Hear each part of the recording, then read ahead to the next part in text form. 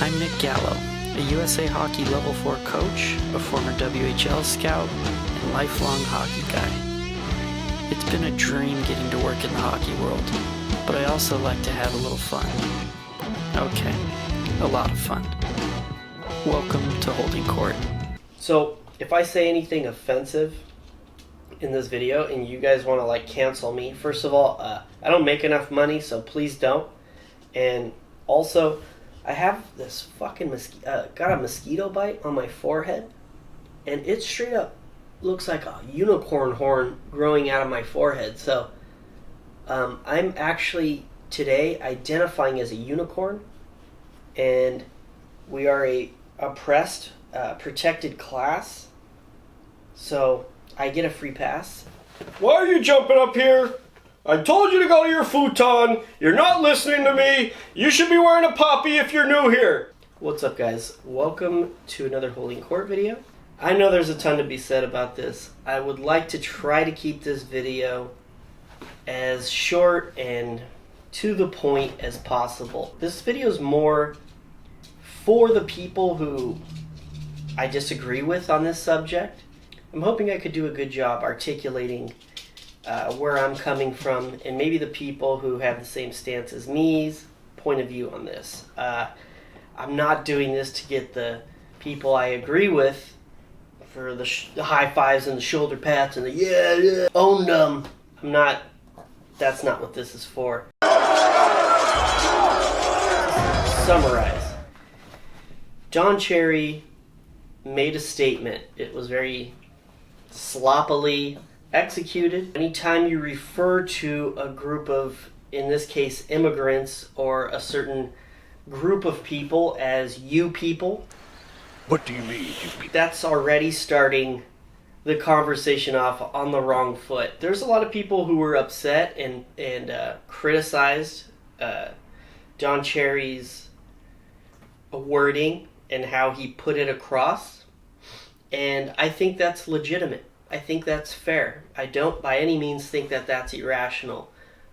With that said, it's Don Cherry, man. This shouldn't be news to anybody. You look at some of the egregious things he used to say when the Russians were coming over to the NHL. I mean, he was openly bashing the Russians and the Europeans, and he's even taken a bunch of shots at Americans. He's just all Canada all the time. Jonathan Toews is a beautiful baby boy. I want to have a child with him. We could make a little Canadian baby. It would be the most Canadian thing ever. I'll name him Maple Syrup. I know we have kind of a funny thing going on right now, particularly in the Western world, where you demonstrate too much national pride and it becomes some sort of poisonous thing. I think it's okay to be very proud of your country. No matter what country it is, what your background is, I think it's kind of a beautiful thing to be proud of where you are from. And Don Cherry, I mean, nobody loves Canada more than that guy. Just because you are pro-Canada and you have a Canadian bias, that does not make you racist. It doesn't make you evil. It makes you have a bias, and a lot of times you run the risk of sounding stupid. Because that bias gets in the way, and Don Cherry's definitely had his sounding stupid moments over the years. That's kind of what public discourse is for, though, and that's why I like to hash things out via conversation, via discourse. Don Cherry said something stupid. Hey, this is why this was stupid, Don. This is why this is dumb. But it is 2019. A lot of people now, with the cancel culture, if you say something offensive, they come for your job. They want to separate you from your livelihood if you think differently than them. Sometimes it doesn't even have to be very controversial. That's where I completely, wholeheartedly disagree with this. Don Cherry's statement, basically, what he was attempting to say more clearly, I'm assuming, is that he's noticed disproportionate amount of new Canadians or immigrants who don't partake in wearing the poppy to pay their respects toward veterans. There's a lot of people who are coming after him for the sentiment alone. They feel the sentiment he was going after makes him racist. Maybe I'm an old school dinosaur like Don is, but I think if you are coming from somewhere else to a new place, I think there's a certain level of respect and gratitude you should have. Not have to have, and not a government requirement, but just on a human integrity and character level, the bare minimum should be a respect to the veterans and the people who really sacrificed everything and paid the ultimate price to make that place a desirable home for you and for everyone else. I think a lot of us can agree it was sloppy, and he could have chosen his words a lot better. I mean, holding Don Cherry accountable and expecting him to cleverly and sensitively say something is a little bit naive, but that doesn't remove him from scrutiny. But the sentiment alone, if you are a new Canadian, if you have made this place home now, and this place has accepted you, there is a little bit of gratitude and respect that you should show. I don't think that that's crazy. I don't think that's asking a lot. These are the people responsible for making this land desirable for you to go and you to start a new life. And by the way, another thing, Ron McLean's a little bitch. Dude, don't sit there and nod your head yes. And then the outrage mob comes. Now all of a sudden, your little head nodding yes. Oh, now you're against it. And now you're going to throw him under the bus. Jellyfish. As far as the cancel culture stuff goes, I actually think this is a bigger problem than people even realize. In one way, so you have the pronoun people. I'm sorry, is that offensive? Should I call them the graphs people? They're kind of the same people. You have the pronoun people, aka the graphs people. And you have the old school, pro-fight, blah, blah, blah, hockey purists. So you have these two kind of sides, left and right, if you will. So typically it has been the graphs people that have ushered in the cancel culture, the millennials, things like that. Typically it's this group here that ushers in the cancel culture. They find a lot of things generally a lot more harmful and toxic than this side does. That's just kind of how this whole thing started, I'm saying. So they're wanting to cancel all these guys, right? They don't, not too concerned with canceling their own. I'm not even going to say it. Not even going to say it, blackface.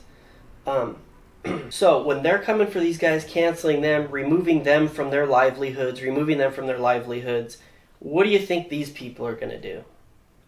What do you think these people are going to do when these people slip up and maybe make a mistake? Maybe say something lacking sensitivity. Maybe, making a statement that's a little callous. What do you think these guys are going to do? Now they're going to be coming for their jobs, and now everyone's just going to be trying to cancel each other. Here's an idea, guys. Here's an idea. People can say stupid things and not be bad people. People can say stupid things and not be fired from their job. Have you ever said anything stupid and then a couple years later you look back at it and say, wow, my opinions have changed. Like, what was I thinking? That was a dumb thing to say. That was a dumb stance to have. Cancel culture is huge in England. It's huge in the US. It's huge in Canada. What the fuck has happened? We've become such an unforgiving, divided place. And I mean, you want to look at no sense of community, man. It's like if your neighbor says something that you could throw them in the trash for, you're going to do it every time. And that's pretty depressing. It just kind of baffles me how you can look at an 85-year-old man who sloppily words and he feels everyone should show the same level of respect he shows. Now, can you disagree with that? Sure. Can you say he's being insensitive? Sure. Can you say he's picking on minorities or picking on immigrants? Sure. But how come no one's allowed to have a bad opinion anymore? Now if someone has an opinion you deem stupid, now they're jobless. So this is a very scary, slippery slope we're going in. I mean, there's a lot of people in hockey Twitter who I find just insufferable. Let's just take The Athletic. Anyone who follows me on Twitter knows I take my shots at The Athletic. From The Athletic, there's a ton of, almost like Deadspin, there's a ton of social justice narrative and talking points that I feel are unnecessarily shoehorned and crammed into hockey. Now, in the greater picture, are there some social justice issues and causes that I feel are valid and helpful? Absolutely, of course, for sure. Certain athletic writer, she works for an NHL team. I'm not going to say her name. She's made a lot of stupid comments, for sure. Inflammatory, divisive, a lot of pokey stuff, and, gets people riled up and says a lot of really, objectively stupid shit, to be honest. And I saw she really, really, really got piled on, and I'm not gonna jump in on the piling on stuff. I'm not about that at all. Along with that, I'm not about canceling people. I don't want to see these people fired. I don't want to see them removed from their livelihood.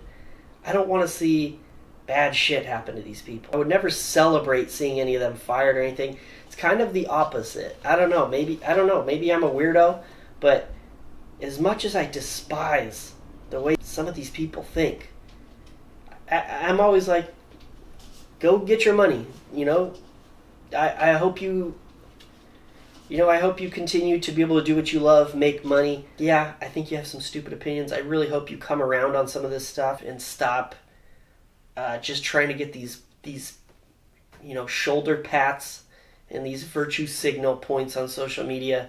One of the reasons I love sports and I retreat to sports so much is to kind of get away from the noise and the political noise and all this dividing bullshit. It's really kind of a great thing, like how uniting sports can be. I was just on a cruise recently, and most of the conversations that I have with strangers usually starts around sports. You see people from different places, and you meet a guy from Kansas City, and you're like, holy fuck, Patrick Mahomes, that guy could just throw bombs.